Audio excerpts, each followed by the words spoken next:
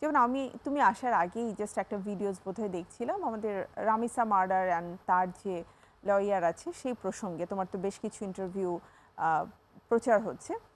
তার মধ্যে একটা তুমি জাস্ট বলছিলে যে সে তো নিজেই তার আহ, দায় স্বীকার করে নিয়েছে, তো সেখানে অ্যাকচুয়ালি আরেকজন লয়ার কেন দাঁড়াবে? তো এই যে তুমি এই ধরনের স্টেটমেন্ট দাও, নিজেদের মধ্যে কি কখনো কোনো ক্ল্যাশ তৈরি না না, হয়? এটা স্টেটমেন্ট না, এটা সাংবাদিকরা আমাকে জিজ্ঞাসা করছিল যে যখন 164 বা জবানবন্দি বা স্বীকারোক্তি দিয়ে দেওয়া হয়েছে সেখানেও কেন দেরি হচ্ছে, কোর্টের কেন দেরি হচ্ছে, বিচার করতে কেন দেরি হচ্ছে, ওনারা বারবার জিজ্ঞাসা করছে। তো আমি ওনাদের প্রসেসটা বোঝাচ্ছিলাম যে আইনের তো একটা প্রসেস আছে, তো ওই প্রসেসের বাইরে তো যেতে পারবো না। তো এটা বলা যেতে পারে যে এটার জন্য স্পেশাল যেখানে 164 হয়ে যাচ্ছে সেখানে দ্রুত বিচারের আয়ত্তায় আনার কি কি করা যেতে পারে, এবং সরকার কিন্তু করছে। 7 দিনের মধ্যে ঈদের দিনও কিন্তু কোর্ট খোলা ছিল, এবং সরকার থেকে চেষ্টাও করা হয়েছে যে এটা যত দ্রুত বিচার করা হোক।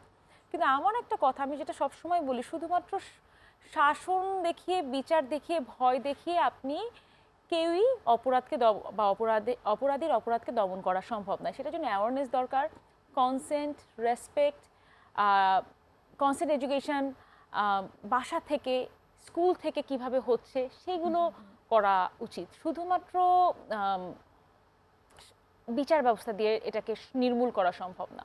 কারণ এ ধরনের বিচার এর আগেও কম বেশি হয়েছে, হয়তো দ্রুত হয়নি, সময় নিয়ে হয়েছে, কিন্তু তারপরেও তার প্রভাব খুব একটা বেশি যে আমাদের সমাজে একেবারেই পড়েছে না, তা এবং না। এটা না অনেক রেপ, যদি আমরা পরিসংখ্যানগুলো দেখি শান্তা, অনেক বেশি বেড়ে গিয়েছে। অনেক তো বেড়ে এটা গেছে। বাড়ছে কেন? তখন হয় কি, মানুষ আইনের প্রতি শ্রদ্ধা বা আইনের থেকে ভরসাটা হারিয়ে যাচ্ছে। তো ওখান থেকে সাধারণ মানুষ বলছে যে আপনারা কি করছেন, তো তখন কিছু জবাবদিহিতার জায়গা নট অনলি চলে থাকে। রেপ, আমার কাছে মনে হয় যে বিগত কিছুদিনে আমরা যেটা দেখেছি যে মেয়েরা অনেক বেশি মলেস্টেরও শিকার হচ্ছে, যেটা হয়তো এর আগে কিছুটা হলেও মানুষ ভয় পেয়ে হয়তো বা করতো না, কিন্তু ইদানিং এটার পরিমাণ খুব বাড়ছে। এবং মেয়েরা কিন্তু রাস্তাঘাটে যেটা হয়, আগে মেয়েরা প্রতিবাদ করতে জানতো না, এখন কিন্তু মেয়েরা প্রতিবাদ করে।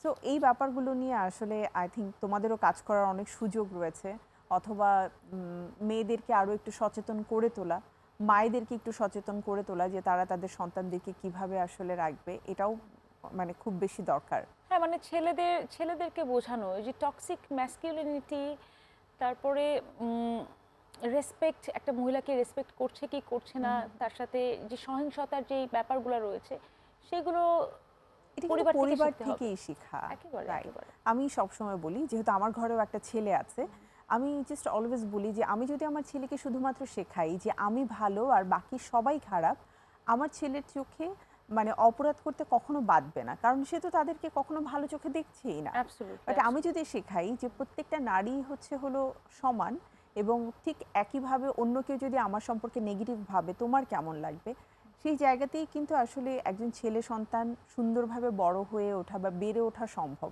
কিন্তু বেশিরভাগ ক্ষেত্রে আমাদের সমাজের একটা ব্যাপার রয়েছে, I think it's a taboo, সেটা হচ্ছে যে আমরা ভালো আর বাকি সবাই হচ্ছে খারাপ।